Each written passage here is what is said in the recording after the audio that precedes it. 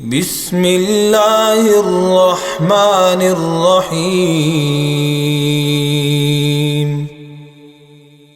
الحمد لله الذي خلق السماوات والأرض وجعل الظلمات والنور ثم الذين كفروا بربهم يعدلون. هو الذي خلقكم من طين ثم قضى أجلا وأجل مسمى عنده ثم أنتم تمترون. وهو الله في السماوات وفي الأرض يعلم سركم وجهركم ويعلم ما تكسبون. وما تأتيهم من آية من آيات ربهم إلا كانوا عنها معرضين. فقد كذبوا بالحق لما جاءهم فسوف يأتيهم أنباء ما كانوا به يستهزئون. ألم يروا كم أهلكنا من قبلهم من قرن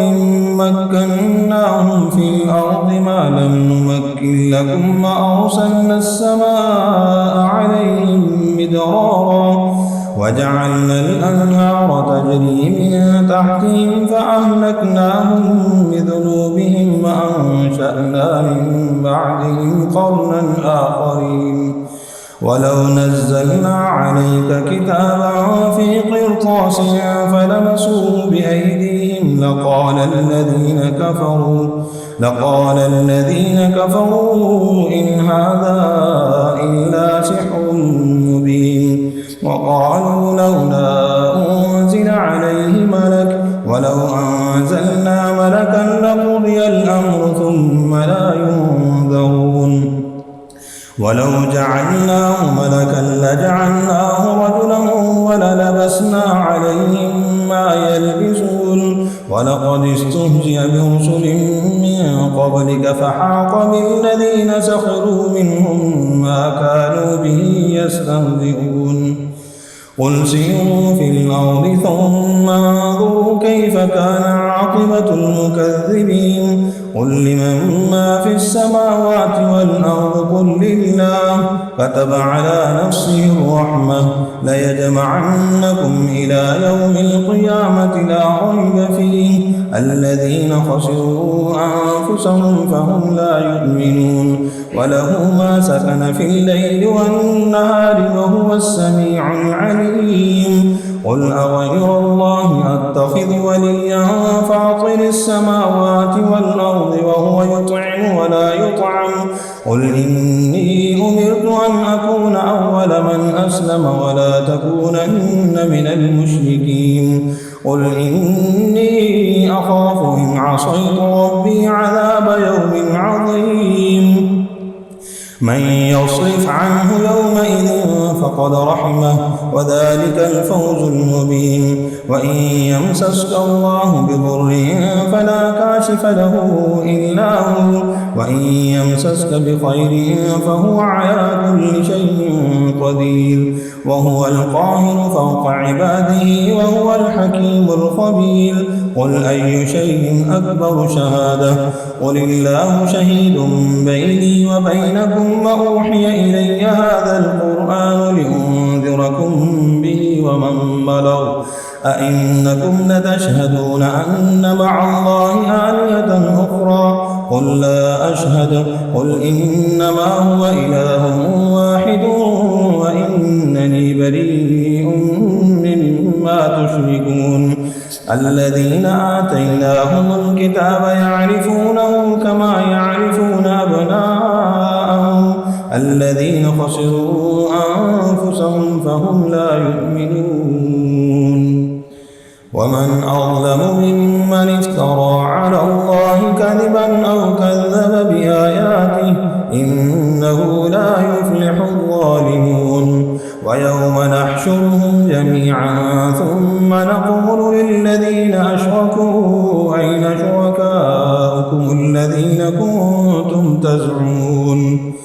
ثم لم تكن فتنتهم إلا أن قالوا والله ربنا ما كنا مشركين. انظر كيف كذبوا على أنفسهم وضل عنهم ما كانوا يفترون. ومنهم من يستمع إليك وجعلنا على قلوبهم أكنة أن يفقهوه وفي آذانهم وقرا وإن يروا كل آية لا يؤمنوا بها حتى إذا جاءوك يجادلونك يقول الذين كفروا إن هذا إلا أساطير الأولين وهم ينهون عنه وينأون عنه وإن يهلكون إلا أنفسهم وما يشعرون. ولو ترى إذ وقفوا على النار فقالوا يا ليتنا نرد ولا نكذب بآيات ربنا ونكون من المؤمنين بل بدا لهم ما كانوا يخفون من قبل ولو ردوا لعادوا لما نهوا عنه وإنهم لكاذبون. وقالوا إن هي إلا حياتنا الدنيا وما نحن بمبعوثين. ولو ترى إذ وقفوا على ربهم قال أليس هذا بالحق قالوا بلى وربنا قال فذوقوا العذاب بما كنتم تكفرون. قد خسر الذين كذبوا بلقاء الله حتى إذا جاءتهم الساعة بغتة قالوا يا حسرتنا على ما فرطنا فيها وهم يحملون أوزارهم على ظهورهم ألا ساء ما يزرون. وما الحياة الدنيا إلا لعب وله وللدار الآخرة خير للذين يتقون أفلا يعقلون. قد نعلم إنه ليحزنك الذي يقولون فإنهم لا يكذبونك ولكن الظالمين بآيات الله يجحدون. ولقد كذبت رسل من قبلك فصبروا على ما كذبوا وأوذوا حتى أتاهم نصرنا ولا مبدل لكلمات الله ولقد جاءك من نبأ المرسلين. وإن كان كبر عليك إعراضهم فإن استطعت أن تبتغي نفقا في الأرض أو سلما في السماء فتأتيهم بآية ولو شاء الله لجمعهم على الهدى فلا تكونن من الجاهلين. إنما يستجيب الذين يسمعون والموتى يبعثهم الله ثم إليه يرجعون. وقالوا لولا نزل عليه آية من ربه قل إن الله قادر على أن ينزل آية ولكن أكثرهم لا يعلمون. وما من دابة في الأرض ولا طائر يطير بجناحيه إلا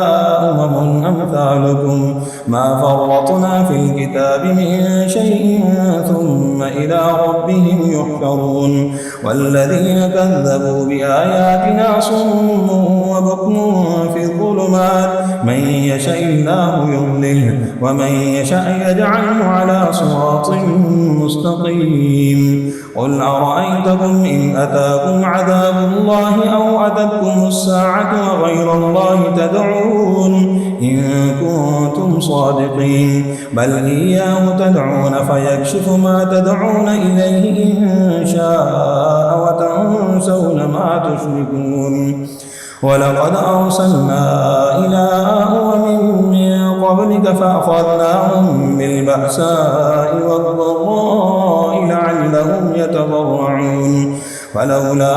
إذ جاءهم بأسنا تضرعوا ولكن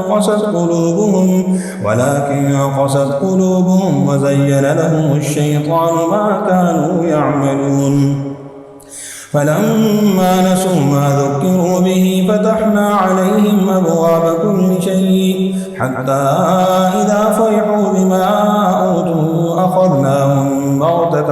فإذا هم مبلسون فقطع دابر القوم الذين ظلموا والحمد لله رب العالمين قل أرأيتم إن أخذ الله سمعكم وأبصاركم وختم على قلوبكم من إله غير الله يأتيكم به انظر كيف نصرف الآيات ثم هم يصدفون قل أرأيتكم إن أتاكم عذاب الله بغتة أو جهرة هل يهلك إلا القوم الظالمون وما نرسل المرسلين إلا مبشرين ومنذرين فمن آمن وأصلح فلا خوف عليهم ولا هم يحزنون والذين كذبوا بآياتنا يمسهم العذاب بما كانوا يفسقون قل لا أقول لكم عندي خزائن الله ولا أعلم الغيب ولا أقول لكم إني ملك إن أتبع إلا ما يوحى إلي قل هل يستوي الأعمى والبصير أفلا تتفكرون وأنذر به الذين يخافون أن يحشروا إلى ربهم ليس لهم من دونه ولي ولا شفيع لعلهم يتقون ولا تطرد الذين يدعون ربهم بالغداة والعشي يريدون وجهه ما عليك من حسابهم من شيء وما من حسابك عليهم من شيء فتطردهم فتكون من الظالمين وكذلك فتنا بعضهم ببعض ليقولوا أهؤلاء من الله عليهم من بيننا أليس الله بأعلم بالشاكرين وإذا جاءك الذين يؤمنون بآياتنا فقل سلام عليكم كتب ربكم على نفسه الرحمة أنه من عمل منكم سوءا بجهالة ثم تاب من بعده وأصلح فأنه غفور رحيم وكذلك نفصل الآيات وليستبين سبيل المجرمين قل إني نهيت أن أعبد الذين تدعون من دون الله قل لا أتبع أهواءكم قد ضللت إذا وما أنا من المهتدين قل إني على بينة من ربي وكذبتم به ما عندي ما تستعجلون به إن الحكم إلا لله يقص الحق وهو خير الفاصلين قل لو أن عندي ما تستعجلون به لقضي الأمر بيني وبينكم والله أعلم بالظالمين وعنده مفاتح الغيب لا يعلمها إلا هو ويعلم ما في البر والبحر وما تسقط من ورقة إلا يعلمها ولا حبة في ظلمات الأرض ولا رطب ولا يابس إلا في كتاب مبين وهو الذي يتوفاكم بالليل ويعلم ما جرحتم بالنهار ثم يبعثكم فيه ليقضى أجل مسمى ثم إليه مرجعكم ثم ينبئكم بما كنتم تعملون وهو القاهر فوق عباده ويرسل عليكم حفظه حتى إذا جاء أحدكم الموت توفته رسلنا وهم لا يفرطون ثم ردوا إلى الله مولاهم الحق ألا له الحكم وهو أسرع الحاسبين قل من ينجيكم من ظلمات البر والبحر تدعونه تضرعا وخفية لئن أنجانا من هذه لنكونن من الشاكرين قل الله ينجيكم منها ومن كل كرب ثم أنتم تشركون قل هو القادر على أن يبعث عليكم عذابا من فوقكم أو من تحت أرجلكم أو يلبسكم شيعا ويذيق بعضكم بأس بعض انظر كيف نصرف الآيات لعلهم يفقهون وكذب به قومك وهو الحق قل لست عليكم بوكيل لكل نبأ مستقر وسوف تعلمون وإذا رأيت الذين يخوضون في آياتنا فأعرض عنهم حتى يخوضوا في حديث غيره وإما ينسينك الشيطان فلا تقعد بعد الذكرى مع القوم الظالمين وما على الذين يتقون من حسابهم من شيء ولكن ذكرى لعلهم يتقون وذر الذين اتخذوا دينهم لعبا ولهوا وغرتهم الحياة الدنيا وذكر به أن تبصر نفس بما كسبت ليس لها من دون الله ولي ولا شفيع وإن تعدل كل عدل لا يؤخذ منها أولئك الذين أبصروا بما كسبوا لهم شراب من حميم وعذاب أليم بما كانوا يكفرون قل أندعو من دون الله ما لا ينفعنا ولا يضرنا ونرد على أعقابنا بعد إذ هدانا الله كالذي استهوته الشياطين في الأرض حيران له أصحاب يدعونه إلى الهدى ائتنا قل إن هدى الله هو الهدى وأمرنا لنسلم لرب العالمين وأن أقيموا الصلاة واتقوه وهو الذي خلق السماوات والأرض بالحق ويوم يقول كن فيكون قوله الحق وله الملك يوم ينفخ في الصور عالم الغيب والشهادة وهو الحكيم الخبير وإذ قال إبراهيم لأبيه آزر أتتخذ أصناما آلهة إني أراك وقومك في ضلال مبين وكذلك نري إبراهيم ملكوت السماوات والأرض وليكون من الموقنين فلما جن عليه الليل رئي كوكبا قال هذا ربي فلما أفل قال لا أحب الآفلين فلما رأى القمر بازغا قال هذا ربي فلما أفل قال لئن لم يهدني ربي لأكونن من القوم الضالين فلما رأى الشمس بازغة قال هذا ربي هذا أكبر فلما أفلت قال يا قوم إني بريء مما تشركون إني وجهت وجهي للذي فطر السماوات والأرض حنيفا وما أنا من المشركين وحاجه قومه قال تحاجوني في الله وقد هدان ولا أخاف ما تشركون به إلا أن يشاء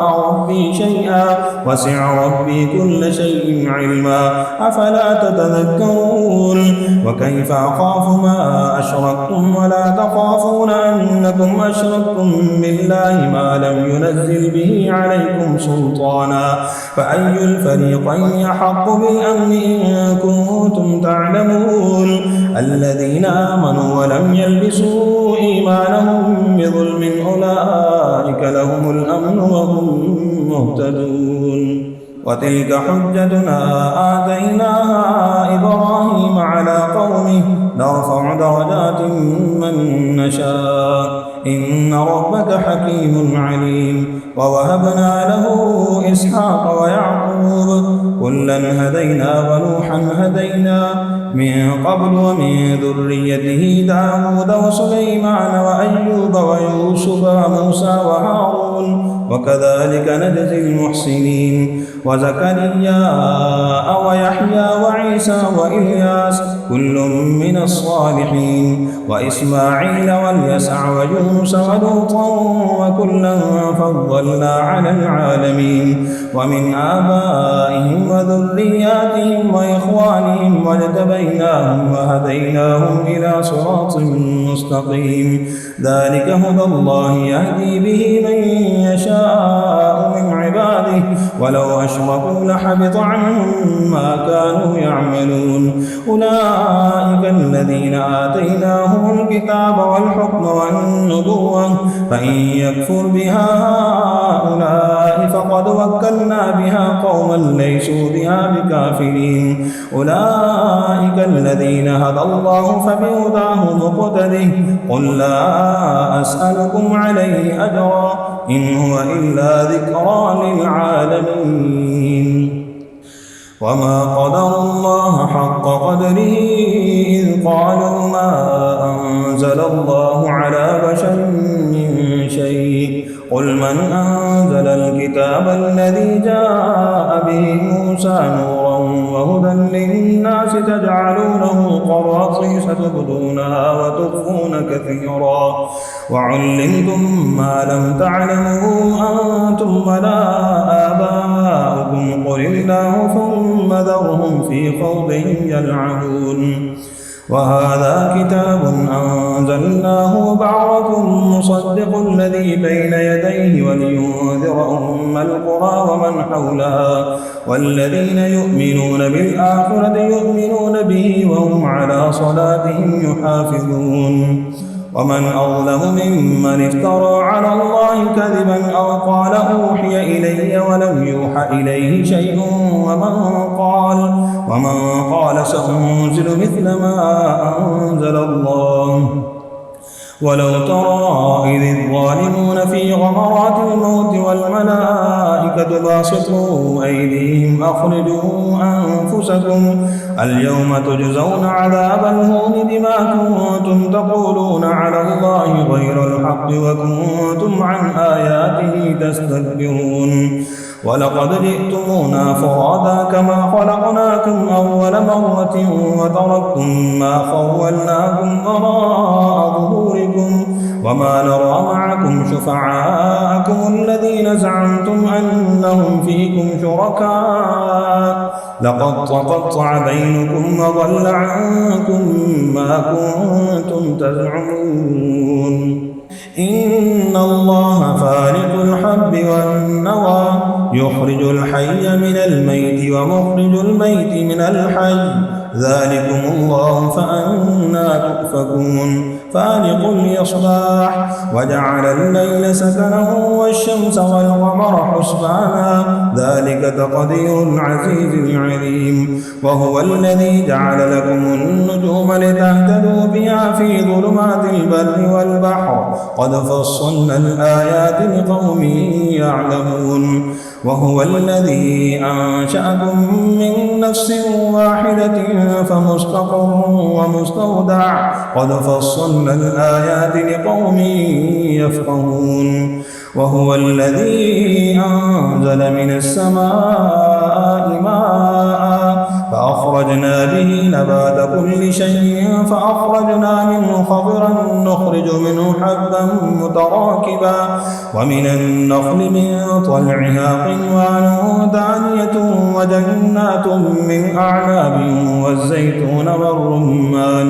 والزيتون والرمان مشتبها وغير متشابه انظروا إلى ثمره إذا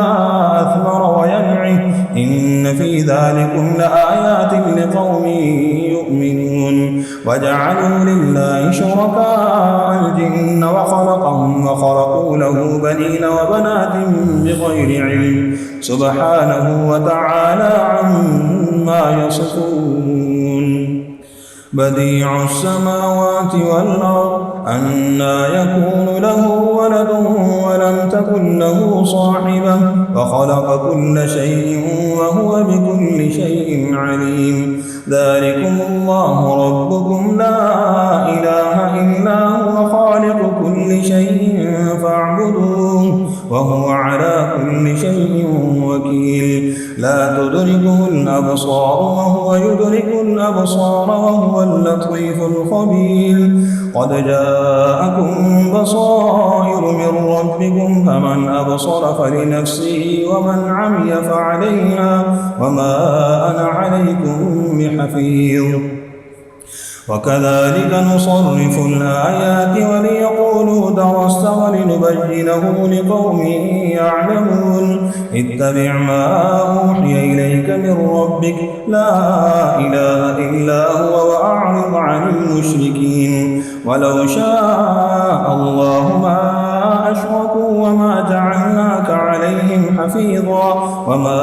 أنت عليهم بوكيل ولا تسبوا الذين يدعون من دون الله فيسبوا الله عدوا بغير علم كذلك زينا لكل أمة عملهم ثم إلى ربهم مرجعهم فينبئهم بما كانوا يعملون وأقسموا بالله جهد أيمانهم لئن جاءتهم آية ليؤمنن بها قل إنما الآيات عند الله وما يشعركم أنها إذا جاءت لا يؤمنون ونقلب أفئدتهم وأبصارهم كما لم يؤمنوا به أول مرة ونذرهم في طغيانهم يعمهون ولو أننا نزلنا إليهم الملائكة وكلمهم الموتى وحشرنا عليهم كل شيء قبلا ما كانوا ليؤمنوا إلا أن يشاء الله ولكن أكثرهم يجهلون وكذلك جعلنا لكل نبي عدوا شياطين الإنس والجن يوحي بعضهم إلى بعض زخرف القول غرورا ولو شاء ربك ما فعلوه فذرهم وما يفترون ولتصغى إليه أفئدة الذين لا يؤمنون بالآخرة وليرضوه وليقترفوا ما هم مقترفون أفغير الله أبتغي حكما وهو الذي أنزل إليكم الكتاب مفصلا والذين آتيناهم الكتاب يعلمون أنه منزل من ربك بالحق فلا تكونن من الممترين وتمت كلمة ربك صدقا وعدلا لا مبدل لكلماته وهو السميع العليم وإن تطع أكثر من في الأرض يضلوك عن سبيل الله إن يتبعون إلا الظن وإن هم إلا يخرصون إن ربك هو أعلم من يضل عن سبيله وهو أعلم بالمهتدين فكلوا مما ذكر اسم الله عليه إن كنتم بآياته مؤمنين وما لكم ألا تأكلوا مما ذكر اسم الله عليه وقد فصل لكم ما حرم عليكم إلا ما اضطررتم إليه وإن كثيرا ليضلون بأهوائهم بغير علم إن ربك هو أعلم بالمعتدين وذروا ظاهر الإثم وباطنه إن الذين يكسبون الإثم سيجزون بما كانوا يقترفون ولا تأكلوا مما لم يذكر اسم الله عليه وإنه لفسق وإن الشياطين ليوحون إلى أوليائهم ليجادلوكم وإن أطعتموهم إنكم لمشركون أومن كان ميتا فأحييناه وجعلنا له نورا يمشي به في الناس كمن مثله في الظلمات ليس بخارج منها كذلك زين للكافرين ما كانوا يعملون وكذلك جعلنا في كل قرية أكابر مجرميها ليمكروا فيها وما يمكرون إلا بأنفسهم وما يشعرون وإذا جاءتهم آية قالوا لن نؤمن حتى نؤتى مثل ما أوتي رسل الله أعلم حيث يجعل رسالاته سيصيب الذين أجرموا صغار عند الله وعذاب شديد بما كانوا يمكرون فمن يرد الله أن يهديه يشرح صدره للإسلام ومن يرد أن يضله يجعل صدره ضيقا حرجا كأنما يصعد في السماء كذلك يجعل الله الرجس على الذين لا يؤمنون وهذا صراط ربك مستقيما قد فصلنا الآيات لقوم يذكرون لهم دار السلام عند ربهم وهو وليهم بما كانوا يعملون ويوم نحشرهم جميعا يا معشر الجن قد استكثرتم من الإنس وقال أولياؤهم من الإنس ربنا استمتع بعضنا ببعض وبلغنا أجلنا الذي أجلت لنا قال النار مثواكم خالدين فيها إلا ما شاء الله إن ربك حكيم عليم وكذلك نولي بعض الظالمين بعضا بما كانوا يكسبون يا معشر الجن والإنس ألم يأتكم رسل منكم يقصون عليكم آياتي وينذرونكم لقاء يومكم هذا قالوا شهدنا على أنفسنا وغرتهم الحياة الدنيا وشهدوا على أنفسهم أنهم كانوا كافرين ذلك أن لم يكن ربك مهلك القرى بظلم وأهلها غافلون ولكل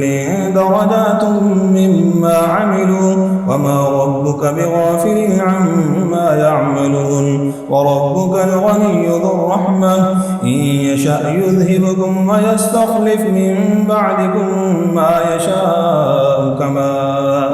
أنشأكم من ذرية قوم آخرين إنما توعدون لآت وما أنتم بمعجزين قل يا قوم اعملوا على مكاناتكم إني عامل فسوف تعلمون من تكون له عاقبة الدار إنه لا يفلح الظالمون وجعلوا لله مما ذرأ من الحرث والأنعام نصيبا فقالوا هذا لله بزعمهم وهذا لشركائنا فما كان لشركائهم فلا يصل إلى الله وما كان لله فهو يصل إلى شركائهم ساء ما يحكمون وكذلك زين لكثير من المشركين قتل أولادهم شركاؤهم ليردوهم وليلبسوا عليهم دينهم ولو شاء الله ما فعلوا فذرهم وما يفترون وقالوا هذه أنعام وحرث حجر لا يطعمها إلا من نشاء بزعمهم وأنعام حرمت ظهورها وأنعام لا يذكرون اسم الله عليها افتراء عليه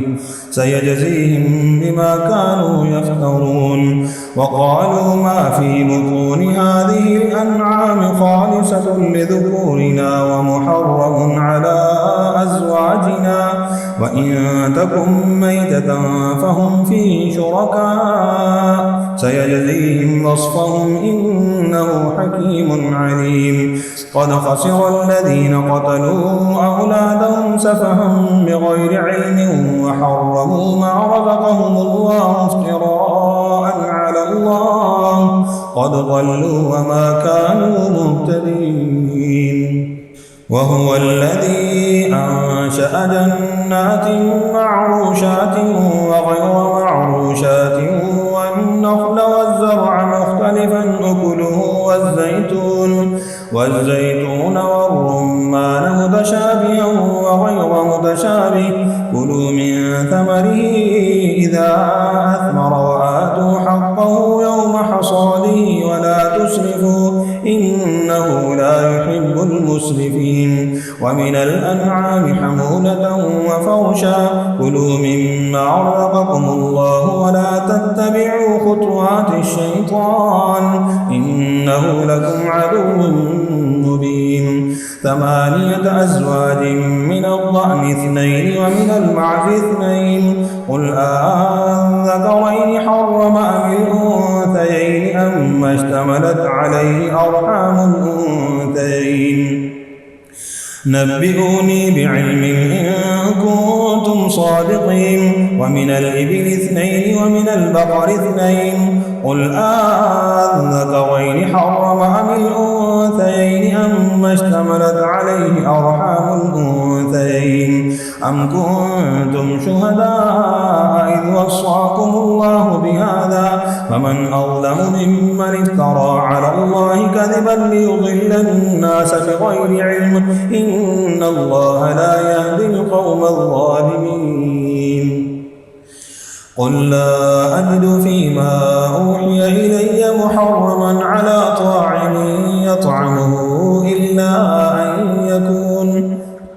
إلا أن يكون ميتة أو دما مسفوحا أو لحم خنزير فإنه رجس أو فسقا أهل لغير الله به فمن اضطر غير باغ